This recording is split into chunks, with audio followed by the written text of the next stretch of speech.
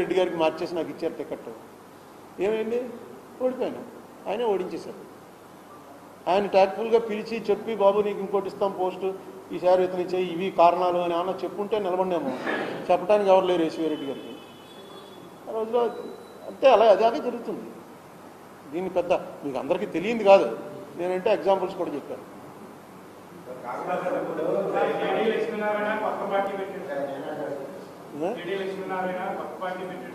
అవును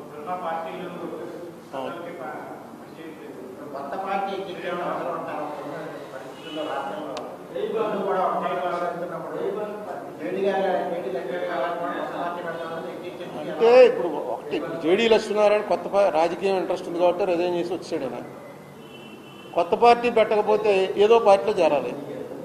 ఏదో పార్టీలో చేరిన తర్వాత ఏముంటుంది? ఏముండదు. కొత్త పార్టీకి ఏమి ఉండకపోవచ్చు, అది వేరే విషయం.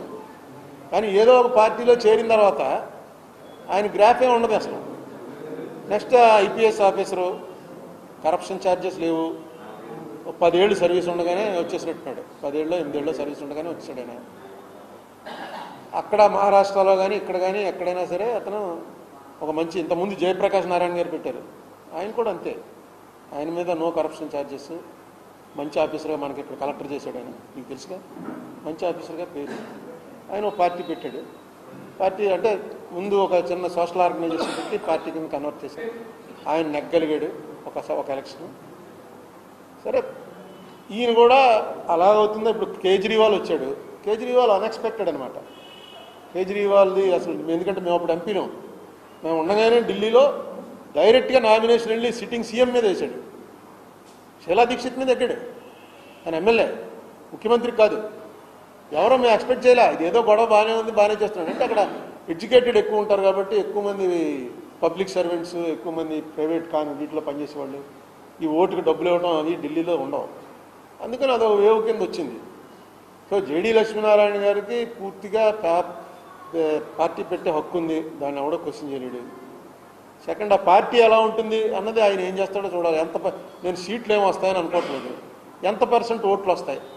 డెఫినెట్గా ఆ ఓట్ల మీద ఆధారపడి ఈ రాజకీయంలో, చిత్రపటంలో కొంత అవేర్నెస్ స్టార్ట్ అవుతుంది అన్ని పార్టీలో. ఇప్పుడు చంద్రబాబు నాయుడు గారు కానీ, జగన్మోహన్ రెడ్డి గారు కానీ ఆనెస్ట్ గవర్నమెంట్లో నడపలేక కాదు, నడపడం వల్ల ప్రయోజనం లేదు, అందుకు నడపట్లేదు. ఇప్పుడు సేమ్ ఇవే పార్టీలు కేరళలో కాంగ్రెస్ వాళ్ళు చాలా ఆనెస్ట్ అందరూ. మీకు అనేక సార్లు చెప్పాను, ఉమెన్ చాందీ అనే చీఫ్ మినిస్టర్ మీద 60 లక్షల రూపాయల ఎలిగేషన్ వస్తే ఫైరింగ్ అయ్యి చచ్చిపోయి ఆయన పదవి దిగిపోయే పరిస్థితి వచ్చింది సీఎంకి. Most honest. ఇంకా అందరిని చూస్తేనే మనం ఇలా కూడా ఉంటారా పొలిటీషియన్స్ అనుకుంటాం. చేతిలో గుడ్డ సంచి పట్టుకుని తిరుగుతాడు. ఏమీ లేదు అతనికి, ప్రాపర్టీస్ ఏమీ లేవు. చాలా మంచి పేరు ఉమెన్ చాందీ అంటే. అయిపోయింది ఒక ఎలిగేషన్ తోటి. ఎందుకంటే అక్కడంతా ఎడ్యుకేటెడ్, వాళ్ళు డబ్బులు తీసుకుని ఓట్లేదు. ఏమో లక్ష్మీనారాయణ గారు ఏం చేస్తారో, ఎవరికి ఏం చెప్తారో, ఎవరికి ఏమవుతుందో, ఇంకా 4 నెలల టైం ఉంది. సో ఆయన నడపలేరు.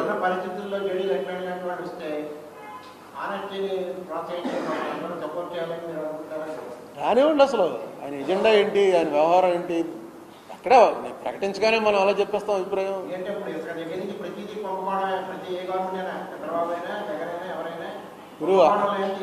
ఇప్పుడు రాజకీయం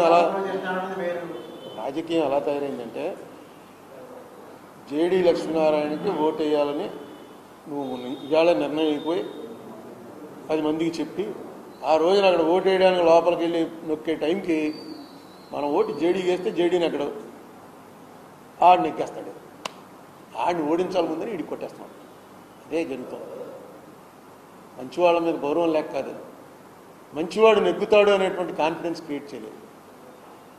ఆ కాన్ఫిడెన్స్ క్రియేట్ అవ్వాలంటే ఎడ్యుకేషన్ ఉండాలి. పోతే పోయింది, మన ఓటు ఇన్వాలిడ్ అయిపోయి అతనికి ఎన్ని ఓట్లు వస్తాయో చూద్దాం అసలు నిలబడతాప్పుడు. మొన్న అలాగే అతనికి పవన్ కళ్యాణ్ పార్టీ తరఫున పోటీ చేసి పవన్ కళ్యాణ్ నియోజకవర్గంలో పవన్ కళ్యాణ్కి వచ్చిన ఓట్ల కన్నా ఎక్కువ వచ్చినట్టున్నాయి.